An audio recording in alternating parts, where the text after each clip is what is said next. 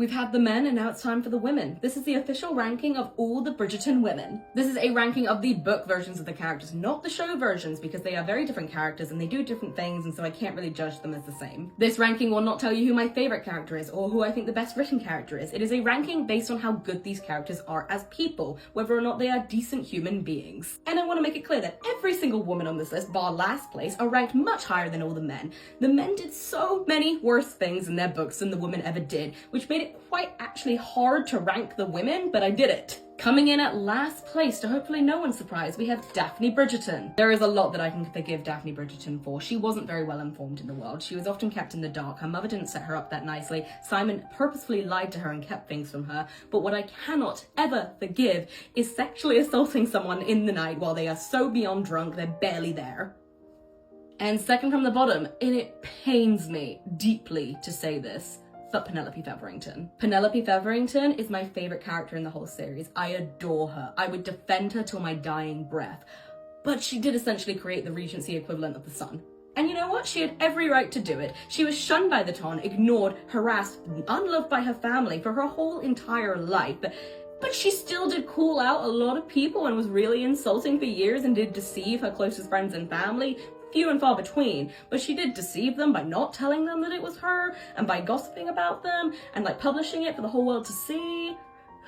I adore Penelope Featherington. I would go to battle for this woman, but morally, I can only really put her at this position. Next up, we have Lucy Abernathy. Lucy is amazing. She's so caring and so selfless and so practical and such a good match for Gregory, but she did try to manipulate her friend into being in a relationship with a man that she really didn't want to be in a relationship with. And I know it all worked out for the best, and I know it didn't really matter in the end, but guys, it's so much harder to rank the women than it is to rank the men, because the women didn't do as bad things as the men did. The women were all actually great and just victims of their circumstances. Top 5 now.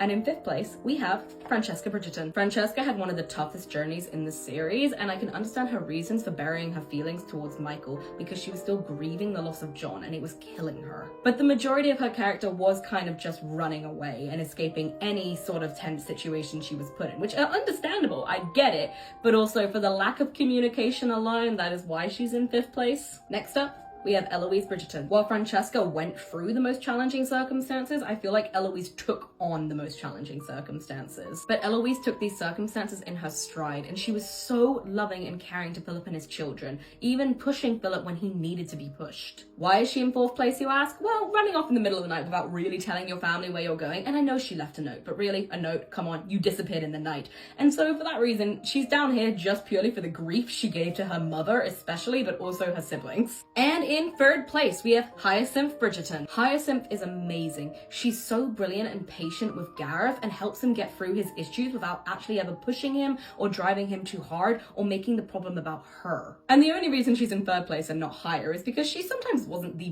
best at listening to people and taking people's advice and actually hearing what another person's perspective would be, which again, isn't the worst thing that anyone's ever done in the world, but again, most of these women are actually really good people, so it's a lot harder to rank them than the men. And in 2nd place, we have Sophie Beckett. If I'm completely honest, part of me was inclined to put Sophie quite high up to the top because she has to deal with Benedict Bridgerton her whole life, and so that makes her a saint in my eyes. But really, Sophie is here because she is so caring and so kind, even to people that she could justifiably not be. And I think that her relationship with Posey is a prime example of this, because although Posey was never outwardly mean to Sophie during their youth, she was never outwardly kind either, which, yes, they were children, why would she be? She doesn't know what was going on. She was also being treated badly by their mother, not as bad as Sophie, but also not with kindness or with love, which she should be. But in their adulthood, Sophie could justifiably want to not be around Posey because it reminds her of her trauma of her childhood, and it reminds her of the things that she wants to forget. But still, Sophie wants to help Posey and wants to give Posey the life that she deserves. And also, she put up with Benedict Bridgerton, so, you know, top points. And in 1st place, we have Kate Sheffield. There's not much bad I really have to say about Kate. I think she's amazing. She is so caring. Even when we fully really get to meet her, she's so loving to Edwina and to Mary, even when she feels like she's not a proper part of the family. And then as she falls in love with Anthony and she becomes Viscountess and we get to know her throughout the series, she becomes a mother figure to everyone else,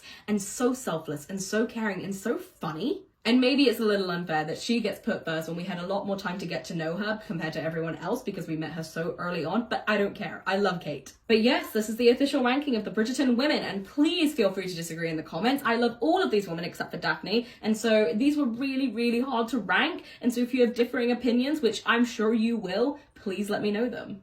Women